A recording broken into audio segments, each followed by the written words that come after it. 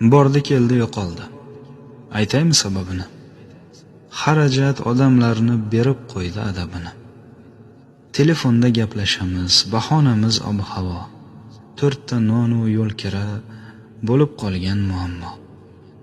Yoshlarga qiyin bo'ldi gazga, suvga, svetga, maoshlari yetmayapti. Yer solig'i, axlatga.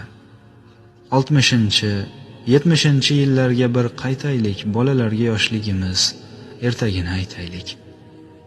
Eshigimiz taqillatib to'la yo'q edi. Hamma ish bilan ovora, qornimiz ham to'q edi. Obkash degan narsaga chelaklarni ilardik. Quduqdan suv tashib kelib, idishni to'ldirardik. Tanchaga cho'g' olib kelib bosib qo'yib kuliga 1 kilo un berardi. Buxonkani puliga. Hammamizni uyimizda o'choq, tandir bo'lardi.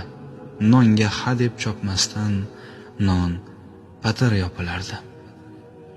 Chiroqning idishiga kerosinni quyib olib, qorong'ida o'tirardik, lampa shisha yoqib olib.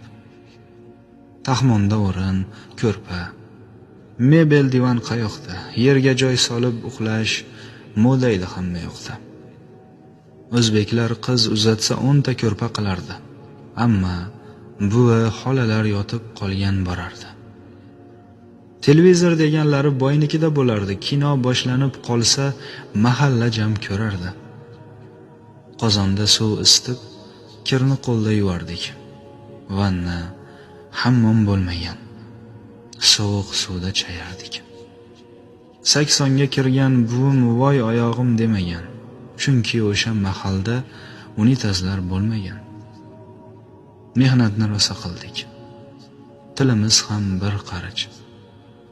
Binoyida o'tiribmiz, sochlarimiz oqarib.